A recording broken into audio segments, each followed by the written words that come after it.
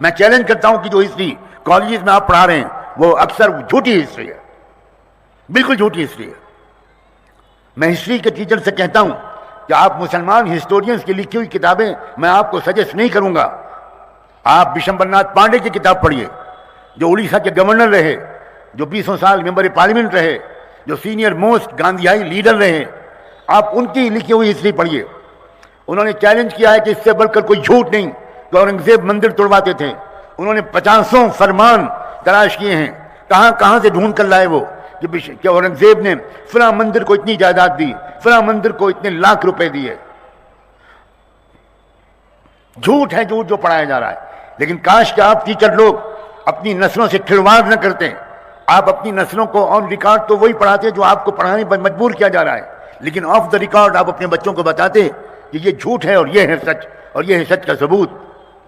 Professor Arnold کی کتاب پڑھتے ہیں آپ، preaching of Islam.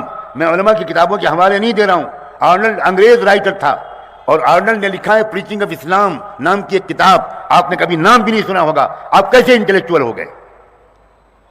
Pant shirt پہن لی آپ نے، اب انٹلیکچوئل ہو گئے؟ ایبسلوٹ نان سینس ہے یہ بات۔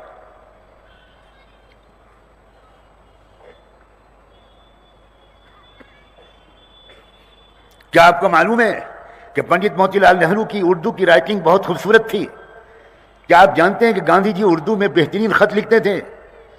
کیا آپ جانتے ہیں کہ گاندھی جی جب احمد آباد جیل میں تھے اور اسی وقت اسی جیل میں مولانا محمد علی جوہر تھے، تو تہجد کے وقت میں گاندھی جی مولانا محمد علی جوہر کو جگانے آتے تھے کہ مولانا یہ ہم پیغمبر محمد کی تہجد کا وقت ہے، مولانا اٹھیے اور تہجد پڑھ کر دیش کے لیے دعائیں کیجیے۔ یہ ہماری جہالت ہے جس نے ہمیں اس جگہ پر پہنچایا ہے۔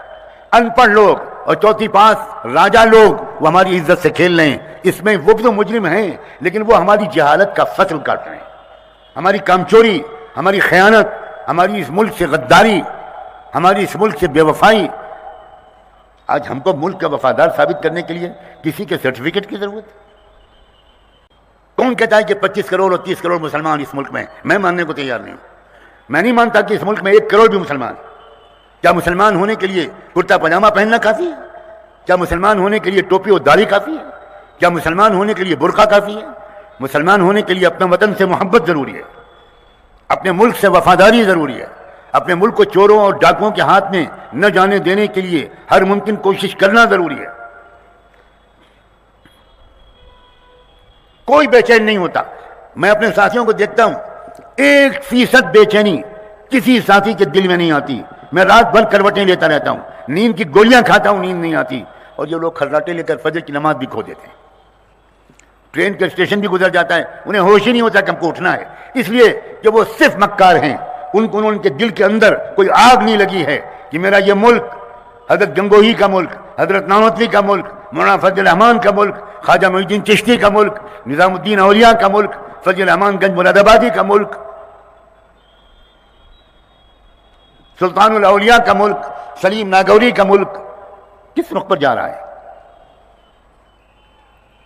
یہ RSS کے لوگ جو انگریزوں کے مخبر تھے، جو انگریزوں کے دلال تھے، جو خبریں بھیجتے تھے، یہ ساورکر کے فالوور، جس ساورکر نے انگریزوں سے معافی مانگی، 3 معافی نامے لکھے، اور انگریزوں نے شرط لگائی کہ تم اگر باہر نکل کر مسلمانوں کے خلاف نفرت پھیلاؤ گے، کیونکہ تم بڑے اچھے رائٹر ہو، تمہاری کتابیں ہیں، اگر تم باہر نکل کر مسلمانوں کے خلاف زہریلا پروپیگنڈا کرو گے تو ہم تمہیں معاف کر دیں گے، ورنہ عمر قید کے لیے انڈمان نکوبار، کالا پانی ساورکر کو بھیج دیا گیا تھا۔